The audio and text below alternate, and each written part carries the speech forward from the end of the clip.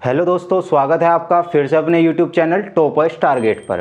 तो आज जो हम पढ़ेंगे नेशनल इनकम के अंतर्गत ही क्या है, दो टॉपिक्स आते हैं हमारे। एक आता है जीडीपी, जिसे हम कहते हैं ग्रोस डोमेस्टिक प्रोडक्ट, सकल घरेलू उत्पादन, और दूसरा टॉपिक होता है हमारा जीएनपी यानी कि ग्रोस नेशनल प्रोडक्ट यानी कि सकल राष्ट्रीय उत्पादन।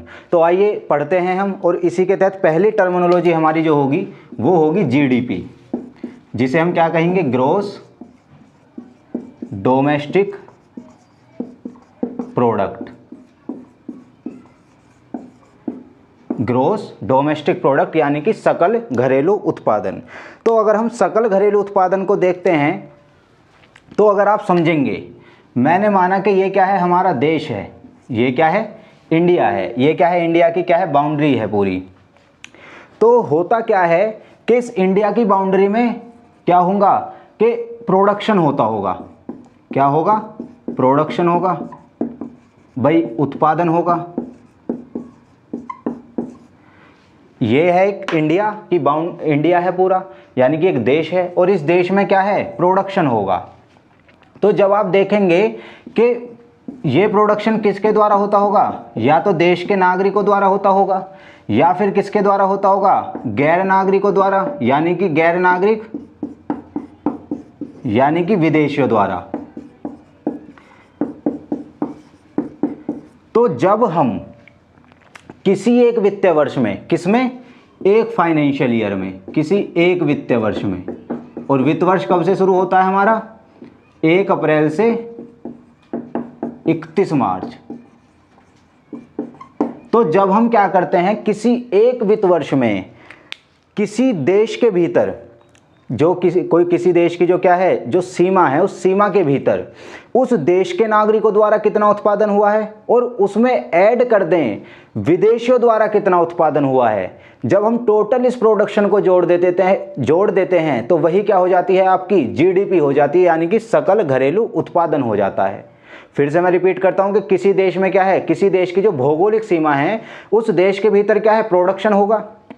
तो प्रोडक्शन क्या है, दो लोग करेंगे, या तो क्या है, वो भारत का क्या होगा, नागरिक होगा, यानी कि उसी देश का नागरिक होगा, या फिर क्या है, बाहर से आया होगा। आपने सुना होगा ना, फॉरेन पोर्टफोलियो इन्वेस्टमेंट या फॉरेन का इन्वेस्टमेंट जो आता है, तो जो गैर निवासी होंगे यानी कि जो विदेशी होंगे, उनके द्वारा उत्पादन हुआ होगा। तो जब हम क्या है, हमारे देश के नागरिकों द्वारा कितना उत्पादन हुआ, हमारे देश में गैर नागरिकों द्वारा यानी कि विदेशियों द्वारा कितना उत्पादन हुआ, उसी को हम कहते हैं जीडीपी। यानी कि इसमें फर्क होता है कि इस सीमा के भीतर कितना, इस भौगोलिक सीमा के भीतर कितना प्रोडक्शन हुआ है, वही होगा हमारा जीडीपी। और ये कैसे कैलकुलेट किया जाएगा, तो एक वित्त वर्ष में यानी कि 1 अप्रैल से 31 मार्च का क्या है, जो एक फाइनेंशियल ईयर भारत का क्या है, निर्धारित किया हुआ है।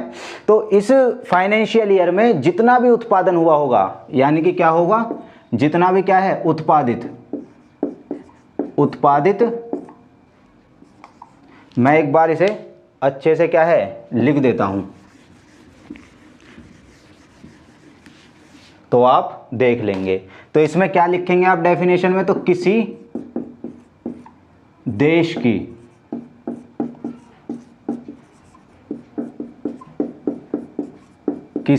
की भौगोलिक सीमा के भीतर एक वित्त वर्ष में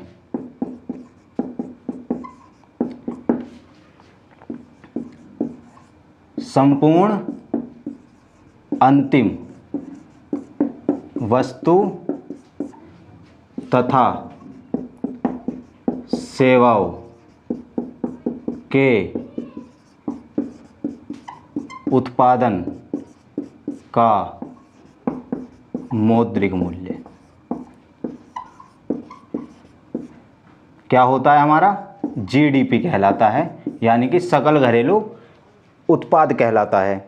अब होगा क्या, मान लीजिए ये देश है, तो हम क्या करते हैं कि मान लीजिए फाइनेंशियल ईयर हम ले लेते हैं 2022 और 23 या 21-22 ले लेते हैं।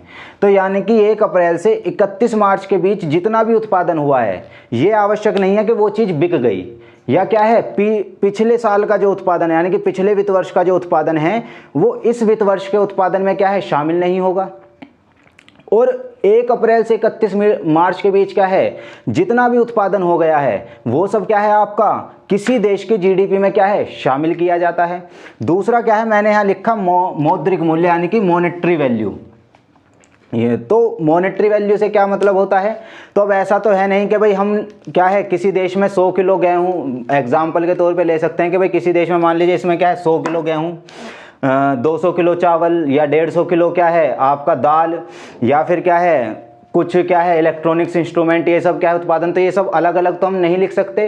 तो हम बेसिकली क्या है इनका वैल्यू जोड़ लेते हैं, इनका क्या है प्राइस जोड़ लेते हैं, और जो प्राइस आता है वही क्या है हमारी जीडीपी बताता है।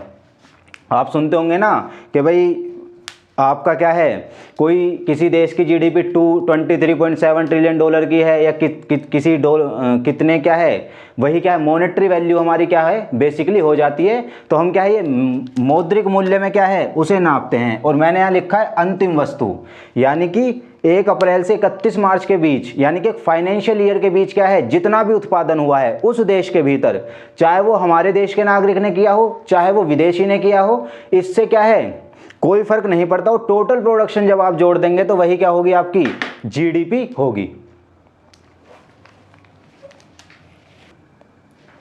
तो ये ओवरऑल क्या है एक बेसिक कंसेप्ट था आपका, ये क्या था एक बेसिक कंसेप्ट था आपका जो मैंने क्या है आपको समझाने की क्या है जिसे कोशिश की है। अगर मैं भारत की क्या है 2022 में भारत की 2022 में कितनी जीडीपी रही है, अगर मैं भारत के उस पे देखूं तो भारत ओवरऑल क्या है 6th पोजीशन पे रहा है और जिसकी लगभग 2.89 ट्रिलियन डॉलर क्या है आपकी क्या रही है जीडीपी रही है। तो ये भी क्या एक मॉनेटरी वैल्यू है। अब हम ऐसा तो नहीं है कि भाई इतने किलो इसका उत्पादन हुआ, इतने किलो इसका, इतने टन इसका उत्पादन हुआ, ये सब तो क्या है हम जीडीपी में कंक्लूड नहीं करेंगे, इसलिए हम जीडीपी में क्या लेते हैं मौद्रिक मूल्य लेते हैं। तो मुझे क्या है ये मैंने क्या है आपको एक कंसेप्ट है बहुत अच्छे से क्या है समझाने की कोशिश की है। अगली क्लास में हम क्या है जीएनपी देखेंगे। और अगर आपको ये कंटेंट अच्छा लगा हो तो आप चैनल को सब्सक्राइब कीजिए, शेयर कीजिए और लाइक कीजिए। धन्यवाद।